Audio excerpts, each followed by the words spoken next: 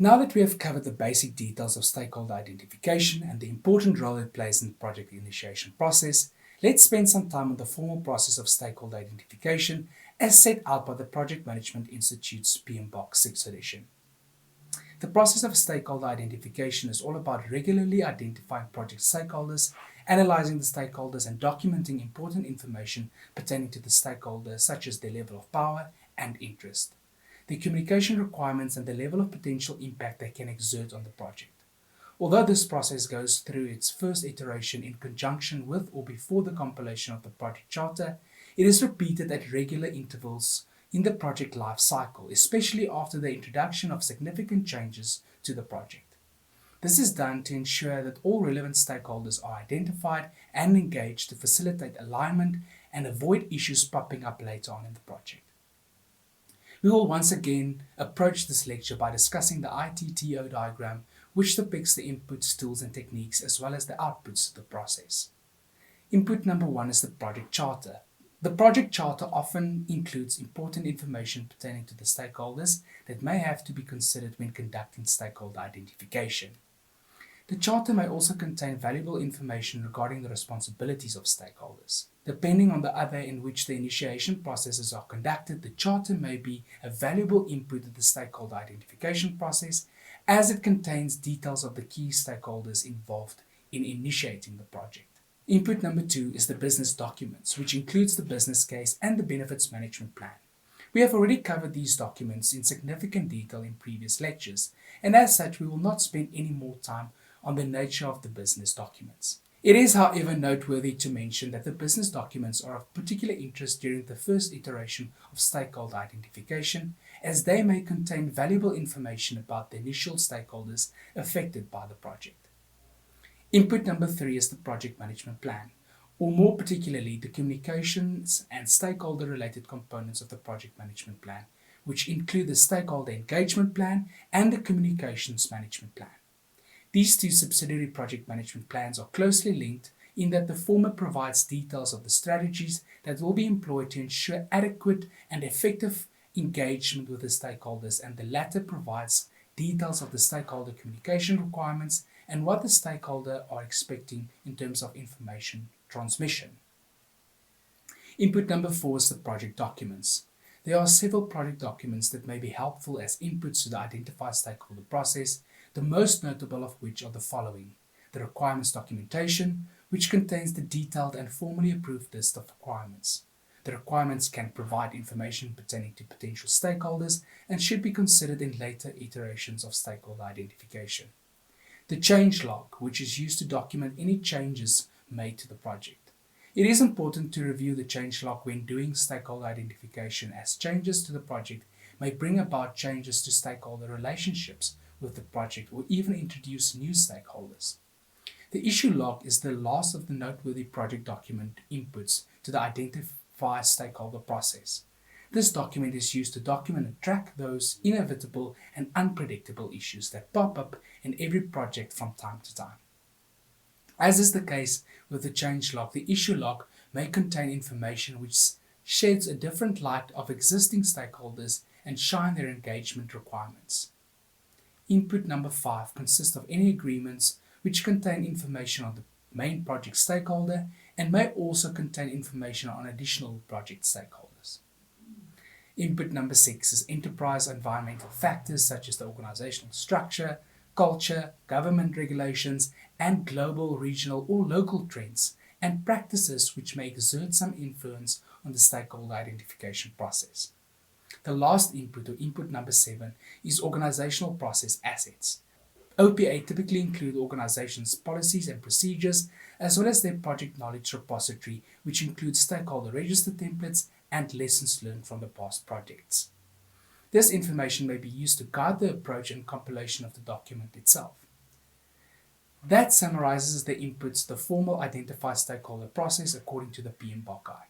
These inputs all serve the purpose of informing the stakeholder identification process, and each of them contains information which will help the project team ensure that they cover all the bases when identifying stakeholders and later engaging with the stakeholders. The tools and techniques employed when identifying and analyzing the stakeholders are predominantly focused on data collection, refinement, and representation. The process can be defined as a process of identification and documentation, and as such, these techniques are very appropriate to the nature of stakeholder identification. The tools and techniques that are considered to be integral to charter development process are expert judgment, data gathering, data analysis, data representation, and meetings. Now let's take a look at these tools and techniques and how they can assist the project manager and project team to ensure that they identify all the project stakeholders. The first tool and technique is one we already covered, namely expert judgment. In the case of stakeholder identification, people with specialist expertise and background pertaining to understanding the power of politics of the organization, knowledge of the internal and wider cultural environments, holistic knowledge of the relevant industry in general, and knowledge of the team member contributions and expertise should be consulted. Data gathering refers to the process of collecting insight and information for research with the use of standard, validated, and trusted techniques. The techniques specifically associated with stakeholder identification are as follows. Brainstorming sessions can be held to identify potential project stakeholders. Questionnaires and surveys are very effective information gathering tools that can be sent out in bulk to collect information from large numbers of individuals without the needs of arranging and facilitating group sessions. This mass information gathering technique is especially useful in the case of significant geographical dispersion of the required respondents. Data analysis techniques, as the name implies, are focused on the application of statistical or logical techniques to describe, illustrate, and evaluate data in the process, remove the noise and clutter, thus extracting only those bits that are considered useful. It is a great technique to help with decision making, and in the case of identifying stakeholders, it's typically focused on analysis of the identified stakeholders to elicit more information on the stakeholders. This stakeholder analysis typically results in a list that includes information on the stakeholder's position, roles on the project expectations, power and interest. Document analysis of existing documents such as lessons learned from previous projects can also be used to identify further stakeholders and their engagement requirements.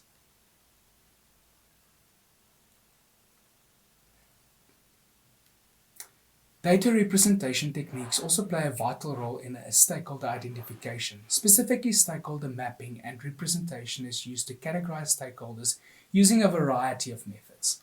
This helps the project team determine how they should approach various stakeholders, ensuring that the key stakeholders are awarded the attention they should receive. Common stakeholder mapping techniques include the following. Power or interest grids, which involve grouping stakeholders in accordance with their level of power in the organization and their level of interest in the project.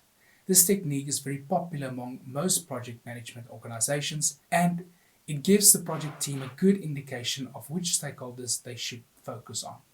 We covered this technique in detail in the previous lecture. Stakeholder cubes are a refinement of stakeholder grid approach. The idea behind the approach is to add multidimensional elements to the stakeholder representation, thus yielding additional dimensions to the depiction of the stakeholder community. This approach can assist in any further developing communication strategies. A typical example of this approach can be to add stakeholder attitudes to the power interest model, thereby giving an additional indicator which may determine the project team's approach to the stakeholders. The model will then consist of a cube of 3 dimensions, each representing one of the attributes being considered. Salience models are somewhat similar to stakeholder cubes in that they usually have a third attribute in addition to the grid model. The difference being that they are represented in the form of 3 overlapping circles, and 3 attributes connected to the circles usually consists of the level of power, level of urgency, and their legitimacy, which refers to the appropriateness of their involvement on the project. These models are useful in very large and complex projects where there are complex networks of relationships within the stakeholder community. Directions of influence can also be used to represent stakeholders. This method entails classification of stakeholders purely based on the level of influence they can exert on the project or the teams. The stakeholders are typically classified as upward or senior, highly influential stakeholders, downward for temporary contributors such as the team, outward for stakeholders outside the project team, and sideward for the project manager's peer, who may be competing for resources. The final representation technique is called prioritization and entails exactly what the name infers. When a project has a large number of stakeholders, it's helpful to prioritize the key stakeholders and focus on them whilst just monitoring the other stakeholders. This aspect of stakeholder representation tends to be included in the other methods, as the project team will intuitively give more attention to the stakeholders that plot within the problematic areas of the mapping diagrams. In the last popular technique used for stakeholder identification is to convene meetings aimed at identifying and understanding major project stakeholders. These meetings may be in the form of facilitation workshops, small group discussions, and virtual meetings. The outputs to the Identify Stakeholder process are, of course, the final aspect of the ITTO diagram that we will be focusing on. The process has four main outputs, which include the Stakeholder Register, change requests, project management plan updates, and project document updates. The Stakeholder Register contains documented information gathered during the stakeholder identification process. This information typically entails the stakeholder identification information, such as their names, location, position, and the likes. Stakeholder assessment information, such as their expectations and communication requirements, and the stakeholder classification information, such as their level of power and interest. Change requests may result from later iterations of stakeholder identification. The additional new, previously unknown stakeholders may result in the need to bring about changes to the project baselines. Change requests are the official applications made for changes to the baselines, and they are processed through integrated change control before implementation. Examples of new changes which may originate from new stakeholders are project management plan changes, changes to the project deliverables, and changes to some of the project documentation. Project planning, just as stakeholder identification, is an iterative process, and every time one of the project processes are revisited, it may result in the need to update the components of project management plan. For the Identify Stakeholder process, these updates typically involve the following. The Requirements Management Plan, which outlines the procedures for identifying, documenting, and monitoring the project requirements, may require revision based on new stakeholder inputs. The Communications Management Plan, which include details of the stakeholder communication requirements and agreed to strategies, may need to be updated. The Risk Management Plan, which defines how risk management activities will be conducted, may require updating if any revisions affecting the risk approach were made to the other subsidiary plans. The Stakeholder Engagement Plan, which covers the approaches towards stakeholder involvement, may also need to be updated if new stakeholders are identified. The final output to the control scope process entails updates to the project documents as a result of carrying out the stakeholder identification. These updates may include updating the assumptions log with changes to assumed stakeholder assessment information, the issue log with any new issues raised as a result of the process, and the risk register with new risks identified. That summarizes all the most important aspects of the Identify a Stakeholder process in accordance with the Project Management Body of Knowledge Guide 6th edition. Always remember the cardinal role that stakeholders play in a project and attend to stakeholder identification with due regard.